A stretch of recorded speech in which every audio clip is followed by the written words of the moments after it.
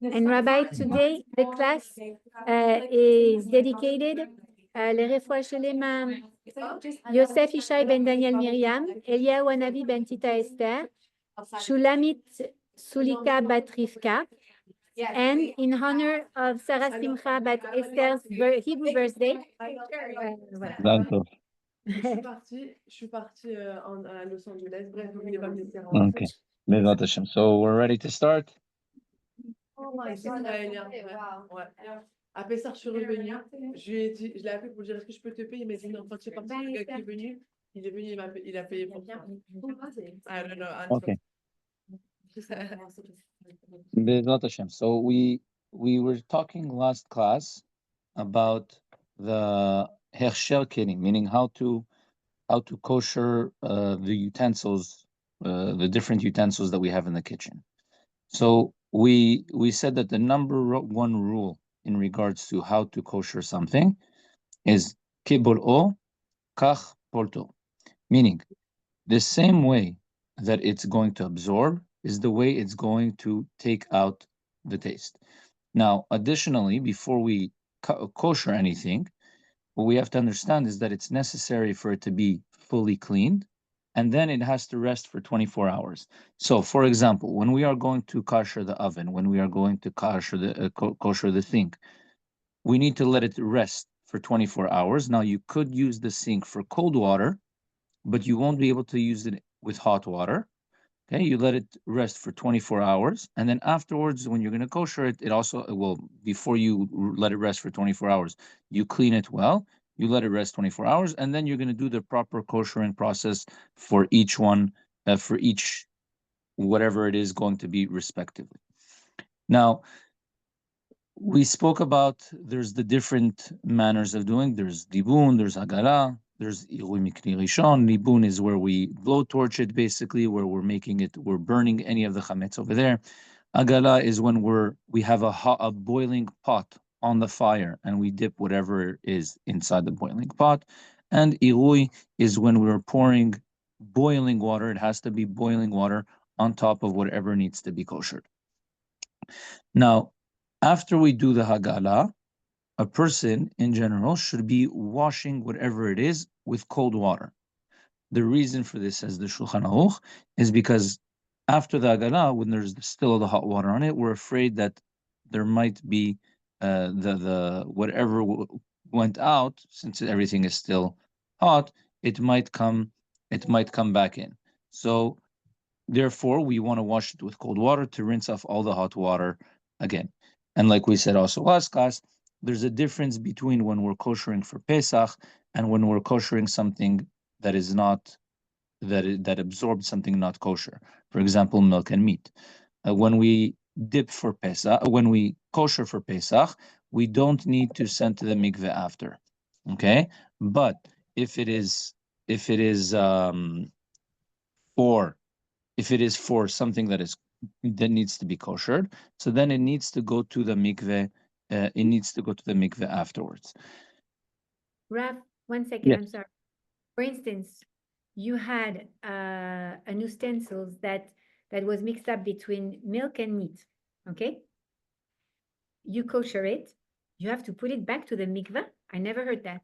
So if it's between milk and meat, it needs to go to, if it's milk and meat for itself, like meaning the combination between the two, unless it was together. If it was together, then yes.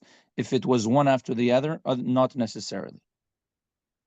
Okay, and for sure, if it was not kosher, like not kosher piece of meat that got absorbed, that this for sure you have to take it to the mikveh afterwards. Okay, thank you. Yeah. Now, when we get to plates, so plates is a little bit tricky because most of the plates or a lot of plates that we have nowadays are made from porcelain or even pottery. Any of those plates cannot be koshered. So what we do is, obviously, the best solution is to put them inside a closet, close it up, make sure that we don't get confused and we don't use it on Pesach. It's important to know that when we do the mechilat chametz, we do not sell the plates itself, meaning we do not sell either the chametz that is absorbed in the plates. This is not necessary to do that. And if a person is going to do that, that means that when he sold his chametz and he sold his plates and utensils, whatever it is with it, and then he's going to buy back the chametz, he now is going to have to take all the dishes to the mikveh again. Why? Because it was bought from a goy.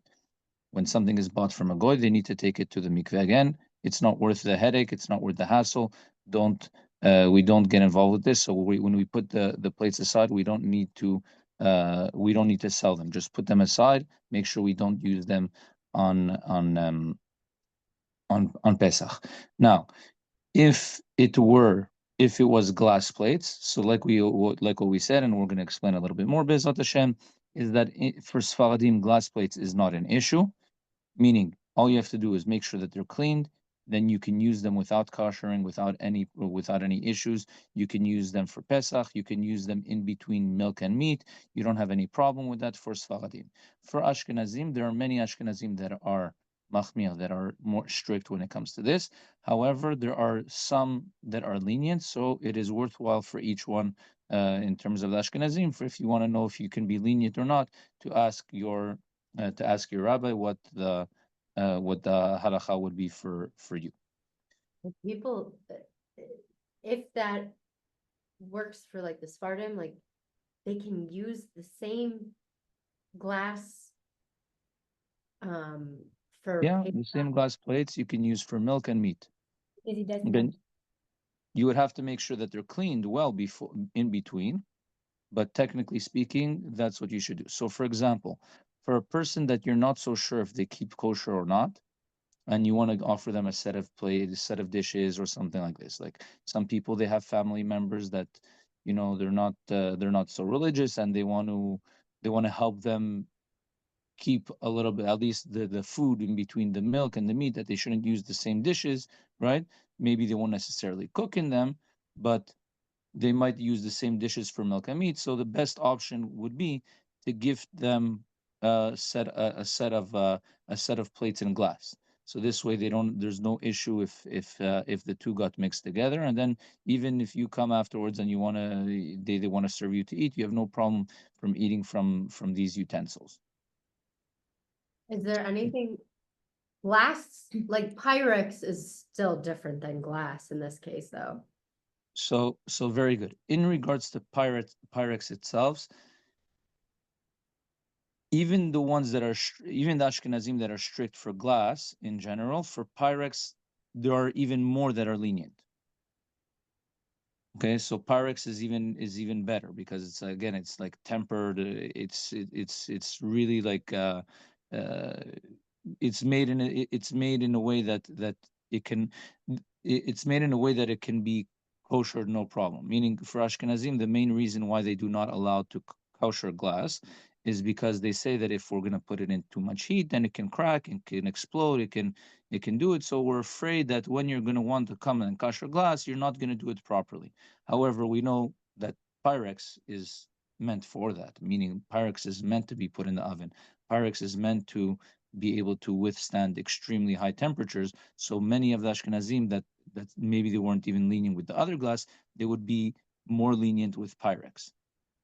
This is such a big thing for me now. I'm like, so if I, like, let's say I were to go to, X person who's not from, you're saying give them glass or Pyrex or things that they can technically have cooked in it in their oven.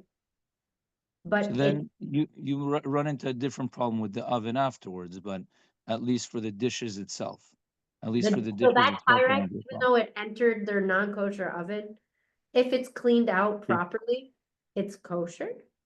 Again, it should be, for the Ashkenazim at least, you might need to kosher it, so the Pyrex itself might be an issue. But again, if it's just glass utensils, meaning like a glass plates, stuff like that, then you wouldn't need to worry about the utensils at all. Okay.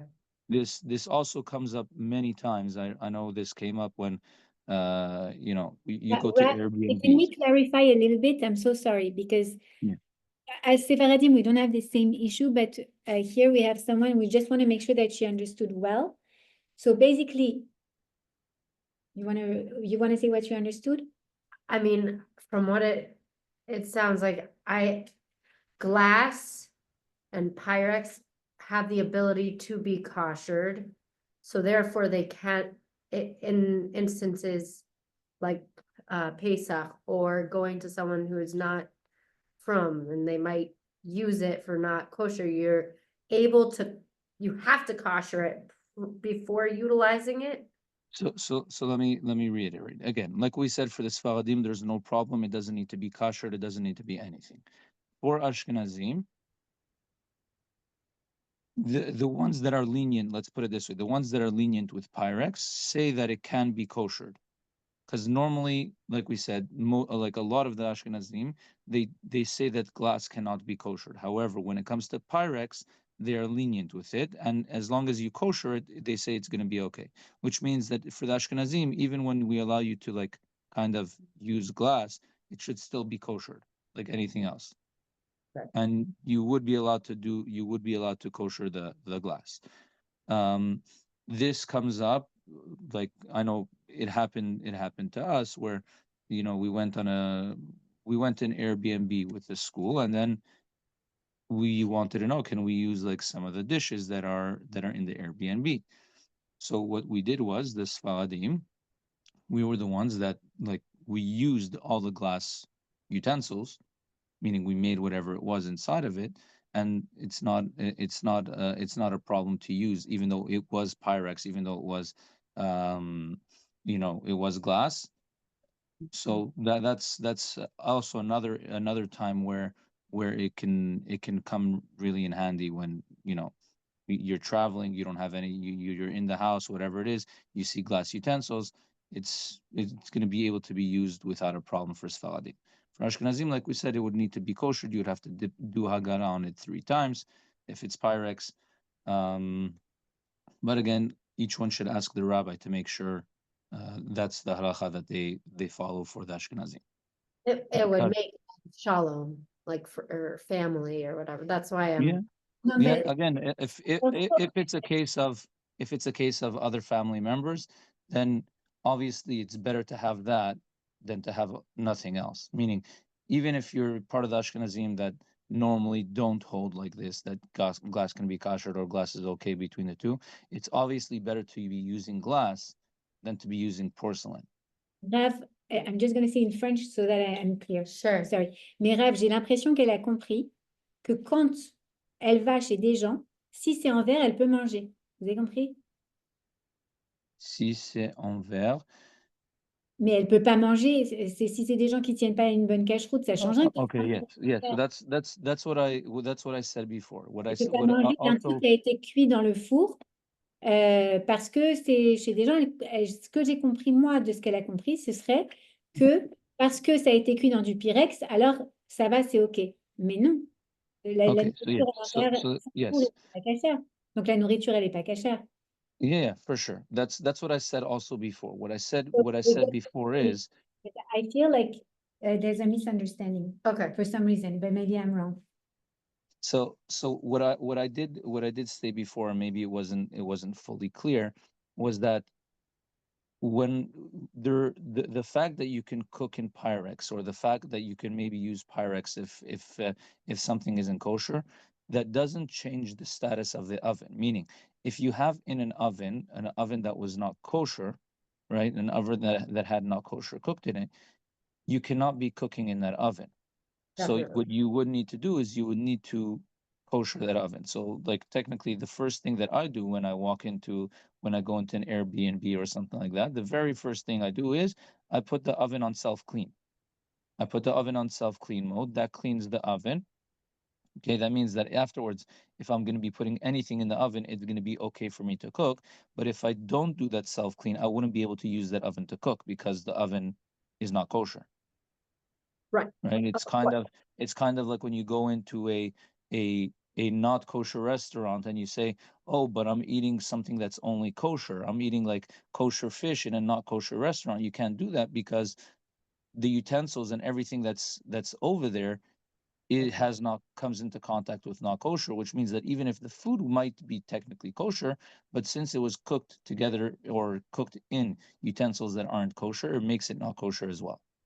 I just Right. wanted to make sure that it was clear because as you said, it would make peace in the family. I said maybe. it was Right, not no, very no, no, well I understood. agree Okay, okay. that it's important to clarify, because Okay. this is obviously a very important thing. I guess the only thing that you're saying, as a Sephardi person, Sephardim can utilize interchangeably glass, and the Pyrex is even more lenient, but you first need to kosher the Pyrex. For Ashkenazim, Ashkenazim, but you Sephardim, should they be could just use the Spartan same nothing. Pyrex that Yeah. they used with, I'll say, Yeah. pig. God, yeah, technically, yeah, but again, Gosh, that's so always, crazy. always, it has to be clean. It There has to can't be, be any residue. There can't be anything on it. That's the only condition that needs to be met. So obviously, if you would want to use something like that, what you would have to do is you would have to personally go take soap and completely scrub off whatever it make is. sure that there's nothing. That is, but that's a huge deal that I didn't, I heard like that people switch between glass with milk and meat, so like whatever, but I didn't know this about like completely non-kosher Because situation. again, for the Sfaradim, the Shulchan Aruch says that glass doesn't absorb, That's, meaning there's no and absorption, like nothing happens to it. I'm wondering, I mean, I probably have to ask my own Rav, but my mother-in-law is Sephardi. But she married an Ashkenazi. She's now So divorced, she's now Ashken. but I'm wondering if that makes a difference. I She's don't, Moroccan. Her mother-in-law. So again, so she would be allowed to use that. She would be allowed to use glass however she wants. so therefore, if she were to put it in the I oven, think you probably would be able to use it. I'll have to double check that. I know for Shabbat it works. For kashrut, I'm not 100% sure. okay, Ça this For is a Shabbat, very, if someone is could be important for us to know. yeah. But she's very, thankfully, my mother-in-law is very respectful. So pretty Oh, much Hashem. everything's in aluminum and plastic. Yeah, Baruch Hashem. Or bought. Thank you for the No clarification. problem. Okay, so now when we get to plates, like we said, porcelain pottery plates cannot be kosher; they have to be put away. There are other plates out there, like we said, like for example, stoneware, right? Some stoneware or metal. Technically, also, I don't know many people that have metal plates, but stoneware can be pretty common. Those can be kosher in the same manner that they're used, meaning the normal way that we kosher them is technically the most we can kosher them, or the most we can use them, sorry, is by irui from kli rishon, meaning pouring from the pot onto the plate. So if you were to want to kosher it, you would have to do the same thing. You would have to take boiling water and pour it onto the plate. When we say boiling water, we don't mean boiling water from the sink. It was water that was boiled in a kettle and is still bubbling. That's when you should. That's how you should use it to kosher. And even if it's boiling hot because you put it in a thermos or something similar, it wouldn't be good. Okay, this applies to pots as well. Pots for sure cannot be kosher through kli sheni, not even through ilui of kli rishon, meaning they cannot be koshered by pouring water on them. They need to be koshered by haga'ala. Haga'ala is, like we said before, where you're bubbling the water and you're putting the pot that needs to be koshered, completely immersing it in another pot that is on the fire and bubbling. Okay. Kli sheni, meaning, for example, if there are forks, knives, etc., that are never used on the fire, meaning you wouldn't ever take a spoon that you have sitting in the drawer and use it to mix something that's in a pot. The only time you use these spoons, the only time you use these forks are if they're at the table when you're already sitting to eat. So technically it's okay without even koshering them, technically, but it's better to kosher them with kli sheni. Now, again, like I said, these are only utensils that we make sure, or that we're sure that you don't use in the pot. If you use them in the pot, then they would need to be koshered through hagara. And knives, like we said, also like last class, knives in general, like knives that you're using to cut, should be kosher through hagara, because knives, we know, they're used also with daval charif. They're used also with sharp foods, for example, garlic, onion, stuff like that, that are sharp taste, which can transfer taste more than regular utensils. Okay. Dentures should be cleaned well before Pesach, and preferable to use irui on them as well. Okay, it's not 100% an obligation, but it's preferable to pour boiling water on them. But they most definitely need to be cleaned very well before Pesach. In fact, the Ben Ish Chai brings a story about this righteous man, where he had a dream the night of Pesach that he ate chametz. Now, you can imagine, like, he was very, religious, very careful about chametz, and it was something that really bothered him. And when he tried figuring out what it was, I don't remember if it was in the dream itself they told him, or the rabbi told him, explained him afterwards, was that when he was eating chametz before Pesach, like when he was allowed to eat chametz, so there was some chametz stuck in between his teeth. And because he didn't clean his teeth properly, when he was eating the matzah and when he was eating whatever was on Pesach, whatever he had in his teeth came loose, and that was considered as if he ate the chametz. So again, for most of us, that's not, Hashem isn't so strict with us to look at something like that, but just to show you what level people should try to be careful, or what we should try to be take care of, and especially when it comes to dentures, which is like an external thing. It's not built into your body. You should try to clean them properly. Utensils that are only used for cold.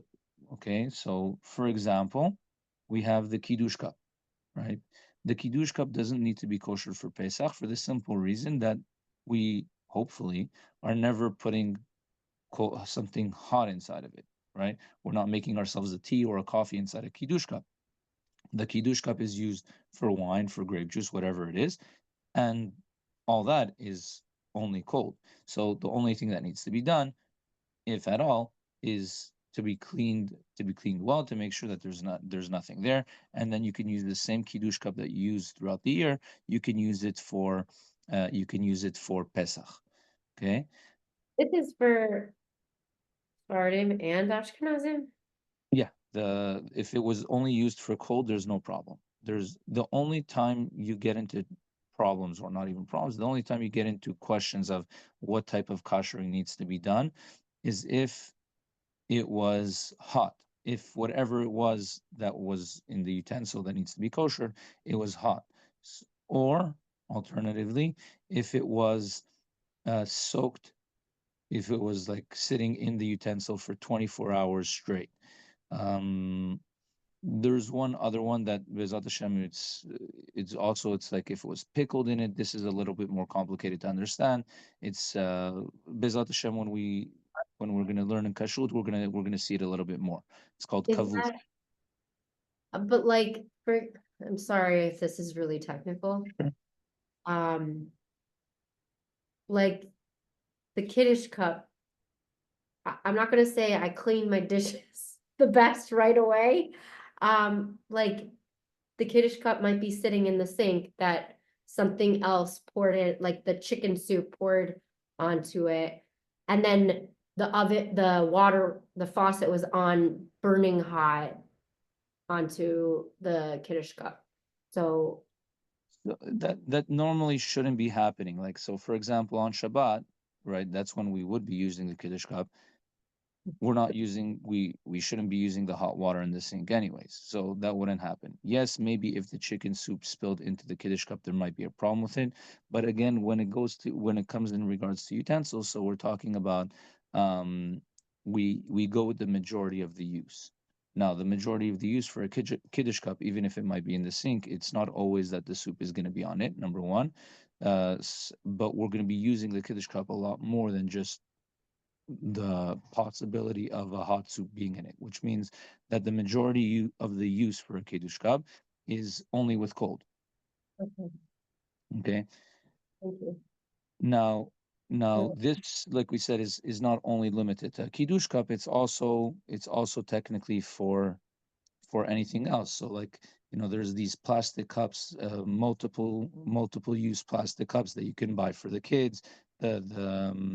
They're not going to be putting anything hot in it, or I guess if you do, then it might be different. But something that you don't use for heat, so then you wouldn't need to kosher it. And even if from time to time it happens that it's hot, again, as long as it was not something uh actually not kosher, right? If it was something actually not kosher, then you have a problem. But here we're talking about chametz, so chametz is not something that's not kosher per se, it's just not kosher for Pesach. um so if it from time to time, it's fine. However, if within the last 24 hours before Pesach it was used for something hot, even if it was something only occasionally that we said normally doesn't need to be koshered, in this case you should, it's not 100% obligatory, but you should uh you should be koshering such a thing if it was used within the last 24 hours hot. Rabbi, I have a question about the cauterization of, comment on dit la haute? The extractor. Extractor. What's that? La haute de cuisine. Yes, so this is very complicated. This Est-ce is que very complicated to kosher. The exhaust fan in juste de English, la right? je recouvre juste, I just cover all the Clean what you can and cover it. aluminum Yeah. paper. But last year it fell many times, so I just put a tape every time, Yeah. but it's not very like what's It's the halacha? again, it's something that is extremely difficult. It's extremely difficult to clean. It's extremely difficult to do it. There's too many parts inside that you cannot reach. It's kind of like the mixer, right? You cannot use the same mixer that you use throughout the year for Pesach, because the mixer, the flour and everything, it's getting into places where it's basically impossible for you to clean. So you cannot use the same mixer. What you should do is you should like put like I guess put saran wrap or aluminum foil around it, so that it shouldn't nothing should fall in, chas v'shalom. But Rav, how can it fall in? J'avais pas comprendre. Like When you the cook? extractor when you cook, you have Oh, something the- that it's like a- extracts the water, Yeah. the air. Yeah, I know what you're talking The about. vapor, They yeah. have filters usually. Ouais, mais les They're filters, very good. Those filters are dirty. And Yeah. not only that, it's also, don't forget that it's steam. It's Steam. hot, Right. right? When it goes into whatever it is, so it absorbs also part of the chametz. Now it's possible for there to be also like it's dirty. The filter itself is usually But dirty. why can't you wash it well and do a gala on it or change the filters? if she change the Because again, it's very difficult to take apart everything that you would. Like I said, it's like the mixer, right? So technically speaking, you can say, mixer "Oh, the mixer. Let me clean the mixer well, The and then it should be kosher." But the mixer, But you use the food on it, but the extractor that is not in contact with food at all. yes, but the hot air goes to it, meaning the steam which is full of chametz is going to go to it. I'll look into it more, Be'ezat Hashem. I'll see if there's anything else about it. But from what I remember, the exhaust, I think it's called the exhaust fan, shouldn't be used for Pesach. Ça dépend du cycle. Elle parlait de la Mhm. machine et the dishwasher also, like, but it's I another. never- Oh no, dishwasher is different. Dishwasher is okay. The only thing, again, for Ashkenazim, it's more problematic to kosher. Each one should ask the rabbi for that if they're allowed to or not. But for Sfaradim, as long as you put an empty cycle with obviously a pod, it's enough to kosher the dishwasher. I have a question about, basically the kitchen utensils is the same as if they're stainless steel, they can be kosher, right? Like the If they are Yeah. one, Yeah. stainless steel is the same as whether they were Yes. using cold or hot or. yes, through Hagala, right, Ram?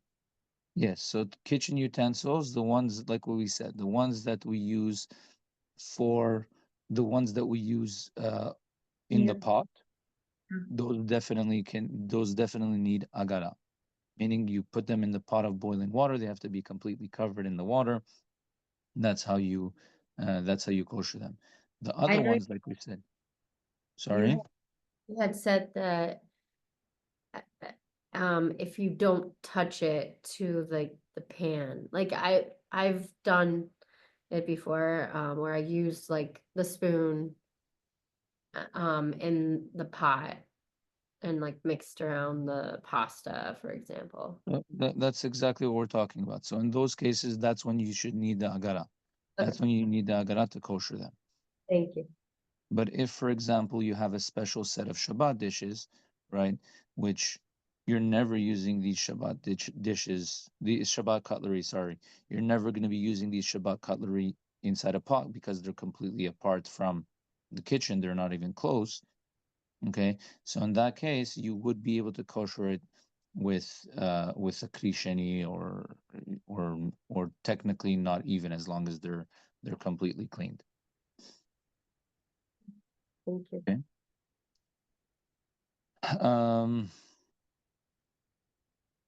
Yes, so the fridge needs to be cleaned. Nothing else, meaning the fridge, the freezer, they don't need any sort of koshering inside of them aside for cleaning.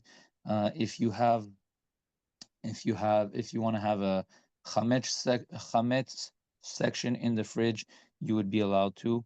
You would have to obviously cover it, meaning we don't want you to have chametz in the fridge uncovered or sorry, not uncovered, it's just easily available or readily available. You would have to close it off with what my wife personally does is she takes aluminum foil and she tapes off the shelves or the areas that there are chametz. So this way we know not to go there. Now another thing that's important to know is we should not be using open condiments like ketchup, mustard, mayonnaise, all those things. If they were open throughout the year, meaning when we still used chametz, we should not be using the same ones for Pesach, even if technically they are kosher for Pesach. So if you have kosher for Pesach ketchup that you started using while you're still eating chametz, you should not be using that for Pesach. You can obviously put it aside. You make sure that it's on the side that the whatever section of the fridge that is closed, and you can use it like that. You can keep it like that, and that's about it. What about the like spices? Like if I Same have thing. Same thing. Spices in general you should try to have kosher for Pesach spices. Just because many times in the spices they can mix in flour or other stuffs just to give it extra weight, right? So sometimes they do that. I know, like my wife always tells me that when she buys pepper that is kosher for Pesach, black pepper, right? The black pepper that they sell in Israel for, at least she says this from the Israel one, the black pepper that they sell for Pesach is always a lot stronger than the black pepper of the year round, because they apparently they mix in things to just to give it a little bit more weight, a little bit more I don't know, to put in, I guess, less pepper for whatever reason. So it's important to try to get kosher for Pesach spices. Thank you. Okay, and open spices, even if they're kosher for Pesach, like we said, they should not be used for the simple reason is because we're never careful, and it's basically impossible to be careful that they didn't come in contact with actual chametz. So, if, for example, you bought kosher for Pesach spices before Pesach and you're running short and you need to use the spices for whatever it is, what you can do is you can open the utensil, put some in a bag, and then use whatever's in the bag and put away the kosher one. Meaning, as long as you never use it together with the chametz, meaning when you're using whatever it is, it's whatever you took out of the container, not whatever's still in the container. So you can use that. You would be allowed to use what's left throughout Pesach. Okay, but only once again when you're positive and you're sure that it never really came in contact with chametz. Okay. Like we said, porcelain and pottery cannot be kosher for Pesach. The only thing that's technically that's porcelain that can be kosher for Pesach is a sink. Okay, so if you have a porcelain sink, that's technically the only thing that you can really kosher of porcelain. Why? There's a lot of different reasons behind it, but the main thought behind it is that it's never really there's no really ever cooking going on in the sink.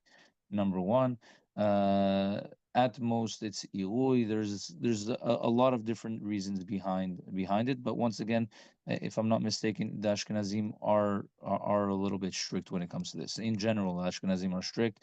Many times even for the sink they like to cover the sink up or to at least put a rack on the bottom of the sink so that whatever is being put in the sink doesn't come in contact directly with the bottom of the sink. Okay. When we kosher the porcelain one, it should be like by pouring boiling water over it. When we say the boiling water, like we said in the beginning of the class, where it's actually bubbling, and it's preferable to do it 3 times. Preferable. Again, Wood, sorry, yeah, I'm asking this question every year.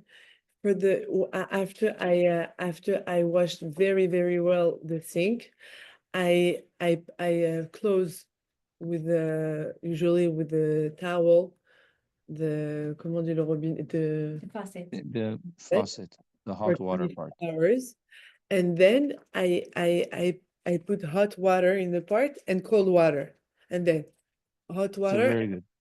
So what you do is, yes, like you take the boiling water from the kettle while Yeah, it's still bubbling, you pour it all over the sink, you rinse out the sink, like what we said when you're doing these stuff, you should usually rinse it with cold water, and then you do it like 3 times like that.